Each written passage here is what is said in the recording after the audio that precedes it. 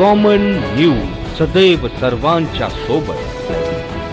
Common न्यूजच्या ताज्या घडामोडी जाणून घेण्यासाठी आताच आमचे कॉमन न्यूज चॅनल सबस्क्राइब करा।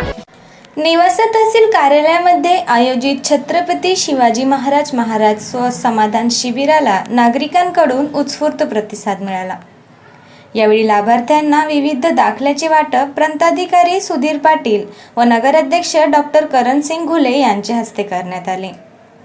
यावेळी झालेल्या छत्रपती शिवाजी महाराज स्व समाधान शिबिराच्या अध्यक्षस्थानी नगराध्यक्ष डॉक्टर करणसिंग घुले हे होते, तर प्रांताधिकारी सुधीर पाटील, सहाय्यक गटविकास अधिकारी बाळासाहेब कासार, नगरपंचायतचे मुख्याधिकारी निखिल फराटे, संजय गांधी निराधार योजनेचे नायब तहसीलदार संदीप चिंतामणी, बालेंद्र पोद्दार, डेव्हिड साळवे, नगरसेवक संदीप सरकाळे, कृष्णा परदेशी, शिवसेनेचे महिला आघाडी प्रमुख सौ शोभाताई आलोने, नगरसेविका सौ भारती परदेशी, प्रेस क्लबचे कार्याध्यक्ष पत्रकार सुधीर चौहान, ग्राम महसूल अधिकारी पल्लवी पवार, रुचिता कडाळी व्यासपीठावर उपस्थित होते।